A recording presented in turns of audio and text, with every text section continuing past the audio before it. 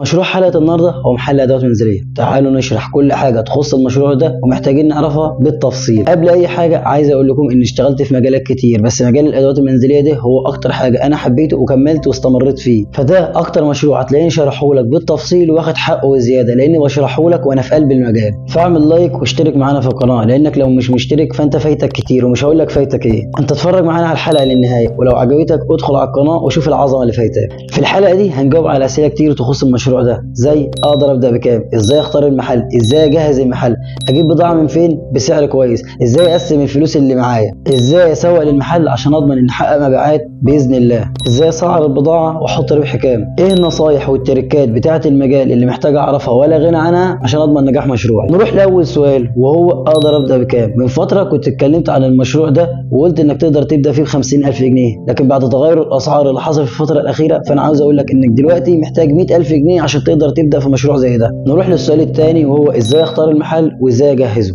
لازم المحل يكون على ناصية وواجهة كويسة وتكون مساحته واسعة عشان تساعدك انك تعرض البضاعة بتاعتك بشكل كويس. اما بقى ازاي تجهزه فدي لها اشكال كتير، بس على الاقل انت محتاج جنب سلته زي اللي هيظهر معاك في الصورة ده عشان تعلق عليه الشغل الخفيف. اما بقى المحل فاعمله رفوف عادي ودي عينة منها، ولو المساحة عندك واسعة ومحترمة تقدر تجيب استاند اللي فيه رفوف من ناحيتين وتحطه في نص المحل، هيديك مساحة اكتر ويساعدك في عرض البضاعة. نروح بقى للسؤال الثالث وهو ازاي اسوق للمحل عشان اضمن ان احقق مبيعات باذن الله.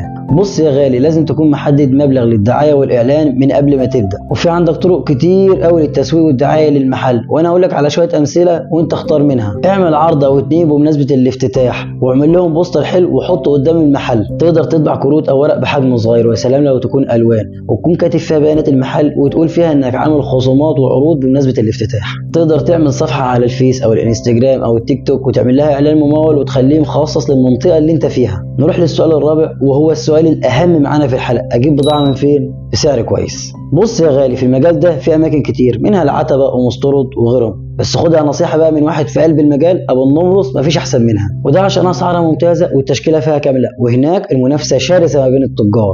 حد هيجي يقول لي طب يا عم انا عاوز اخد فكره عن الاسعار قبل ما انزل والف على رجلي. هقول لك ان اغلبيه التجار بقوا دلوقتي عاملين جروبات وصفحات على التليجرام بالاسعار والكميات اللي تقدر تاخدها، فاعمل السيرش الجميل بتاعك وادخل وشوف الاسعار بنفسك. ولو عايز توصل للجروبات دي بطريقه اسهل تابع معايا الفيديو للنهايه وانا هقول لك توصل لها ازاي.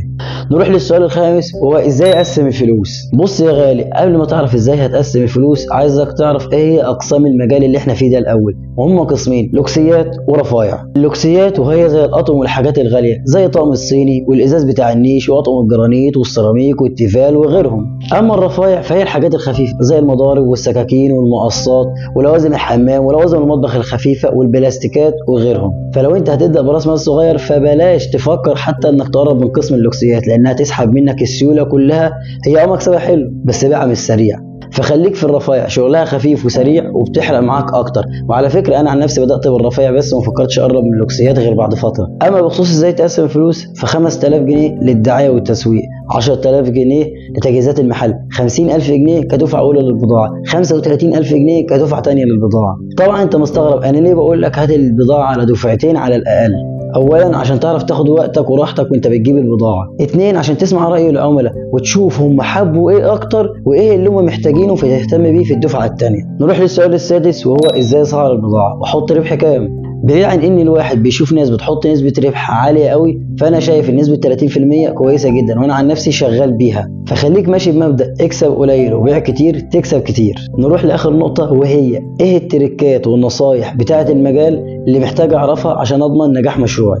اول نقطه وهي لازم اللي يقف في المحل ويديره يكون نفسه طويل، لان في زباين هيجي يتعبوك ويسالوك لمده نص ساعه او اكتر ويمشي من غير ما يشتروا حاجه، فقشطه عادي. الصبر والمعامله الكويسه هي اللي بتجيب رجل الزبون لحد عندك. تاني نقطه فدي قلتها في المشاريع اللي فاتت وهقولها في المشروع ده وهقولها وهكررها في كل مشروع بشرحه باذن الله: لو هتجيب البضاعه وتاخد فلوسها تصرفها من غير نظام وسيستم تكون انت عامله لنفسك تمشي عليه فانت على اسرع طريق للخساره. تالت نقطة، حاول تكون مراكن فلوس تكفي مصاريفك لمدة 3 شهور على الأقل، ويستحسن لو ل6 شهور عشان ما يكونش عندك ضغوط مادية فتعرف تركز مع المحل، وعشان ما تكونش محتاج تاخد فلوس من المحل لحد ما يربي زبون. رابع نقطة، وانت بتشتري البضاعة اوعى تشتري بضاعة من التجار اللي على الطريق الرئيسي، لأن دول غالبا بيكونوا بتوع شغل العرايس. خليك في الشوارع الجانبية والحواري، الناس اللي في الأماكن دي هي اللي هتنفعك كتاجر. خامس نقطة، حاول تسأل اللي هتشتري منه عن سياسة المرتجع، لأنك وارد تاخد حاجة ويظهر فيها مشكلة أو عيب، فساعتها هتكون محتاج انك ترجعها عشان ما تلبسهاش انت في الاخر. سادس نقطة، وتكاد تكون دي الاهم في الفيديو كله، ودي للغاليين اللي كملوا الفيديو للاخر، وهي عبارة عن لينك هسيبه لكم في الوصف او في التعليقات، ده لجروب على التليجرام هتلاقيني مجمع لك فيه كل لينكات الصفحات بتاعت التجار اللي انا بتعامل معاهم واكتر.